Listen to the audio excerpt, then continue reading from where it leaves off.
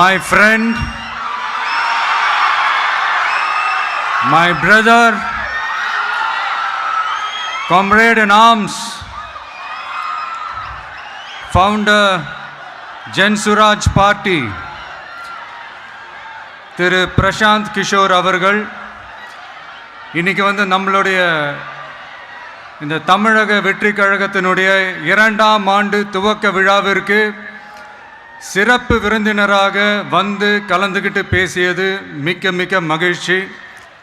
அவருக்கு என்னுடைய மனமார்ந்த நன்றியை தெரிவிச்சுக்கிறேன். We are an emerging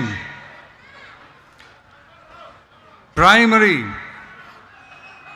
political force in Tamil Nadu politics with a firm commitment to create history in the upcoming 2026 assembly elections of Tamil Nadu, like 1967 and 1977 assembly elections of our state.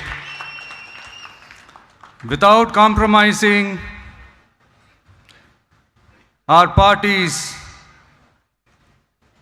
ideological principles at any cost, I am here to collaborate and work with you towards upholding the secular and democratic ideals in TN and beyond. என் நெஞ்சில் குடியிருக்கும்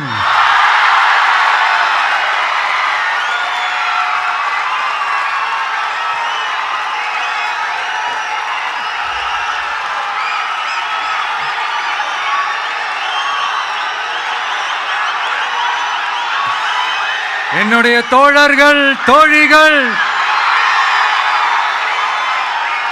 எல்லாருக்கும் என்னுடைய வணக்கம். வணக்கம் வணக்கம்.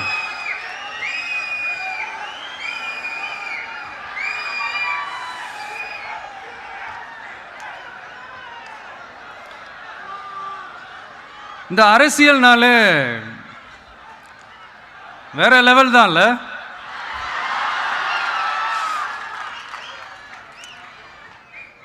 ஏன்னா இந்த அரசியலில் மட்டும்தான் வித்தியாசமான ஒன்று நம்ம பார்க்கலாம். யார் யாரை எப்போ எதிர்ப்பாங்கன்னே நமக்கு தெரியாது. யார் யாரை எப்போ ஆதரிப்பாங்கன்னே நமக்கு தெரியாது. அதை கணிக்கவே முடியாது. அதனால தான் இந்த அரசியலில் மட்டும் முன்னாடிலாம் சொல்லி நம்ம கேள்விப்பட்டிருப்போம், நிரந்தர நண்பனும் நிரந்தர எதிரியும் இல்லைன்னு சொல்லுவாங்க. அரசியலுக்கு யார் வேணாலும் வரலாம், அது ஒரு ஜனநாயக உரிமைன்னு சொல்லுவாங்க. ஆனால் மக்களுக்கு ரொம்ப ரொம்ப பிடிச்சி போன ஒருத்தன் அரசியலுக்கு வரான்னா அதை கண்டிப்பாக நல்லவங்க எல்லாம் வரவேற்பாங்க. ஆனால் ஒரு சில இந்த அதிகார இல்லை அது வேணாம், ஒரு சில பேருக்கு மட்டும் கொஞ்சம் எரிச்சல் வரத்தானே செய்யும். அது இருக்கும் தானே. என்னடா இவன் திடீர்னு ஒருத்தன் என்ட்ரி கொடுத்துட்டானே, இது வரைக்கும் நாம சொன்ன பொய்யெல்லாம் நம்பிக்கிட்டு மக்கள் நமக்கு ஓட்டு போட்டுக்கிட்டு இருந்தாங்களே,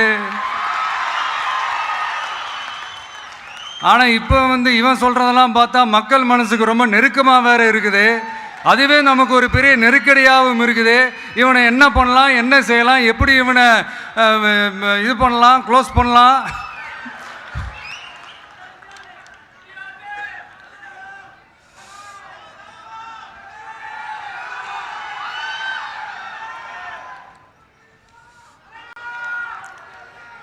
எப்படி இவனை க்ளோஸ் பண்ணலாம், ஒரு கன்ஃபியூஷன் ஒன்று வரும். அந்த கன்ஃபியூஷனில் கத்துறதா கதறதா என்ன பண்ணுறதுன்னு தெரியாமல் வர்றவன் போகிறவன்லாம் கட்சி ஆரம்பிக்கிறான்னு சொல்லி இப்படி ஏதாவது பேச ஆரம்பிப்பாங்க. இப்போ நம்ம ஆட்சியில் இருக்கிறவங்க நமக்கு எதிராக பேசுகிறாங்க இல்லையா, அந்த மாதிரி. இப்படிப்பட்ட ஒரு அரசியல் காலத்தில் கொஞ்சம் கூட ஒரு பயம் இல்லாமல், ஒரு பதட்டம் இல்லாமல், வர்ற எதிர்ப்புகள் எல்லாத்தையும் சும்மா லெஃப்ட் ஹேண்டில் டீல் பண்ணிக்கிட்டு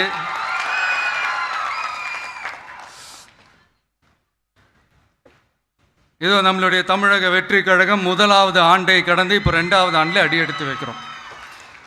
இந்த ஒரு காலகட்டம் தான் மிக முக்கியமான ஒரு காலகட்டம். ஏன்னா ஒரு அரசியல் கட்சிக்கு ஒரு பெரிய பலமே அந்த கட்சியினுடைய கட்டமைப்பு தான். அதுதான் அந்த கட்சியினுடைய ஒரு வேறு மாதிரி, ஒரு அடிப்படை பலமே அதுதான். ஒரு ஆலமரம் மாதிரி ஒரு கட்சி ஒன்று வளரணும்னா அதுக்கான அந்த வேர்களும் விழுதுகளும் ஸ்ட்ராங்காக இருக்கணும் இல்லையா? அப்படி தான் நம்மளுடைய இந்த அமைப்பை பலப்படுத்துகிற ஒரு வேலையை தான் இப்போ நம்ம செஞ்சுக்கிட்டு இருக்கிறோம். தமிழ்நாடு முழுக்க மாவட்ட நிர்வாகிகள் எல்லாரையும் தேர்ந்தெடுத்து அறிவிச்சிட்ருக்கிறோம். இந்த நேரத்தில் நம்ம மேலே ஒரு கம்ப்ளைண்ட், அது என்னென்னா, அதுதான் எனக்கும் புரியல. நம்மளுடைய மாவட்ட நிர்வாகிகள் எல்லாருமே வெறும் இளைஞர்களாகவே இருக்கிறாங்களாம். ஏன் இருந்தா என்ன?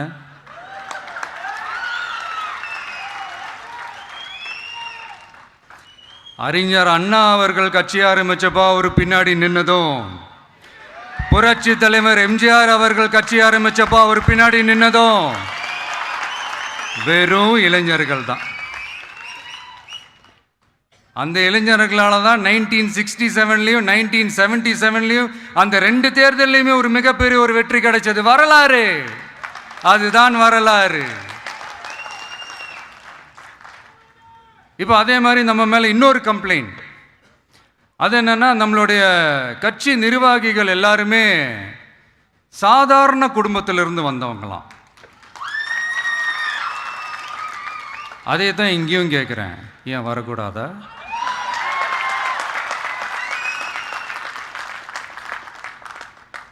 சாதாரண குடும்பத்திலேருந்து வந்தவங்க தான் பெருசு பெருசாக சாதிச்சிருக்கிறாங்க. இன்னும் சொல்ல போனால் நம்மளுடைய கட்சி எளிய மக்களுக்கான கட்சி தானே. அப்படி இருக்கும்போது நம்மளுடைய கட்சி நிர்வாகிகளும் எளிய குடும்பத்தை சேர்ந்தவங்களா தான் இருப்பாங்க. நம்மளுடைய கட்சி ஒன்றும் பண்ணையார்களுக்கான கட்சி கிடையாதுல்ல.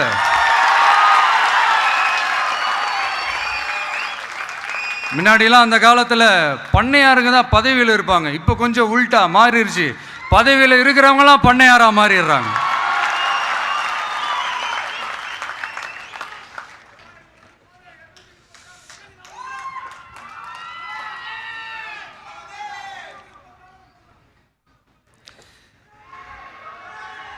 மக்களுடைய நலனை பற்றியோ, நாட்டோட நலனை பற்றியோ, வளர்ச்சிகளை பற்றியோ எதை பற்றியும் கவலைப்படாமல் பணம் பணம் பணம், எந்தெந்த வழிகளில் எந்தெந்த ரூட்லலாம். இப்படிப்பட்ட இந்த மைண்ட் செட் உள்ள இந்த பண்ணையார்களை அரசியலை விட்டே அகற்றுவது தான் நம்மளுடைய முதல் வேலை.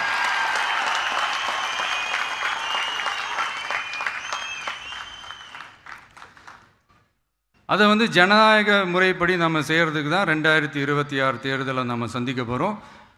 அந்த தேர்தலை சந்திக்க ரொம்ப ரொம்ப முக்கியமான விஷயம் பூத் லெவல் ஏஜென்ட்ஸ், BLA அப்படின்னு சொல்லுவாங்க. அது ரொம்ப ரொம்ப முக்கியம். ஏன்னா நீங்கள் பார்த்தீங்கன்னா தமிழ்நாட்டில் அந்த பெரிய பெரிய கட்சிகளுக்கு தான் அந்த BLAலாம் ரொம்ப ஸ்ட்ராங்காக இருக்கும்னு சொல்லுவாங்க. ஒரு அப்ராக்சிமேட்டாக ஒரு 69,000 பூத்ஸ் இருக்குது.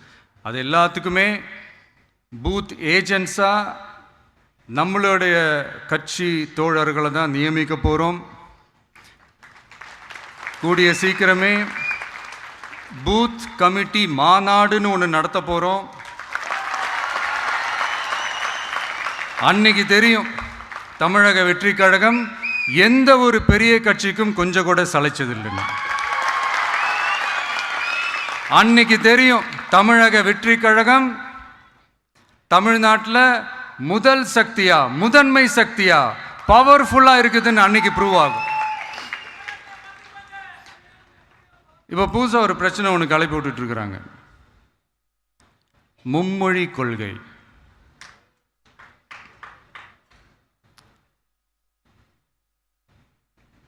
அதாவது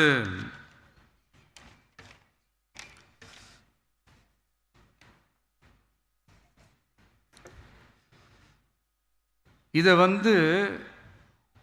இங்கே செயல்படுத்தலைன்னா இந்த கல்விக்கான நிதியை நம்மளுடைய மாநில அரசுக்கு கொடுக்க மாட்டாங்களாம். இந்த எல்கேஜி யூகேஜி பசங்க சண்டை போட்டுப்பாங்க தெரியுமா, அந்த மாதிரி கொடுக்க வேண்டியது அவங்களோட கடமை, இங்கே இவங்க வாங்க வேண்டியது இவங்களுடைய உரிமை. ஆனால் இவங்க 2 பேரும் இங்கே எவ்வளோ சீரியஸாக ஒரு பிரச்சனை ஓடிக்கிட்டு இருக்கு. இவங்க 2 பேரும் அதாங்க நம்ம ஃபாசிசமும் நம்ம பாயாசமும், அதான் நம்ம அரசியல் இனிமையும் கொள்கை இனிமையும். 2 பேரும் என்ன பண்ணுறாங்கன்னா 2 பேரும் பேசி வச்சுக்கிட்டு இந்த செட்டிங்லாம் பண்ணி வச்சுக்கிட்டு மாற்றி மாற்றி சோஷியல் மீடியாவில் ஹேஷ்டேக் போட்டு விளையாட்டுருக்குறாங்க.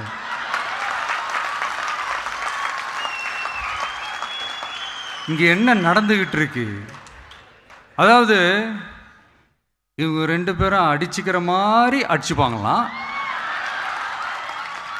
அதை நாங்கள் நம்பணுமா, மக்கள் நம்பணுமா? What bro, it's very wrong bro.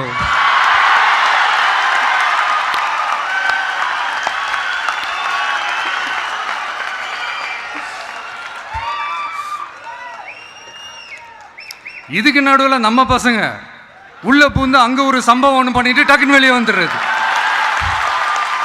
TV K for TN அப்படின்னு சொல்லி. யார் சார் நீங்களா, எங்க சார் இருக்கிறீங்க? ஸ்லீப்பர் செல்ஸ் மாதிரி.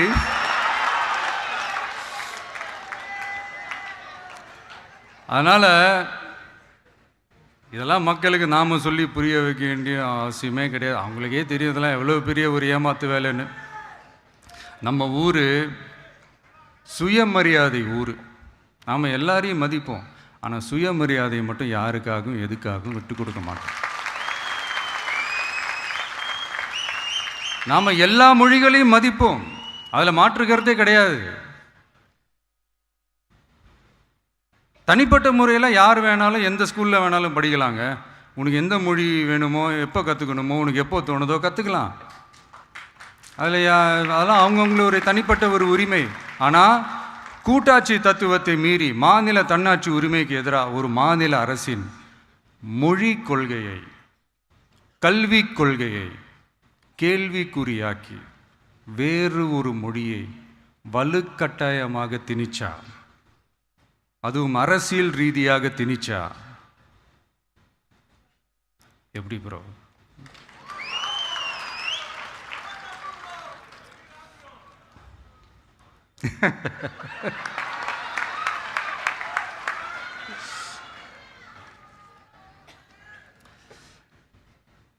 அதனால் நம்மளுடைய தமிழக வெற்றி கழகம் சார்பாக நாமளும் இந்த பொய் பிரச்சாரங்களை எல்லாம் புறம் தள்ளிவிட்டு இதை நாங்கள் உறுதியாக எதிர்ப்போம்.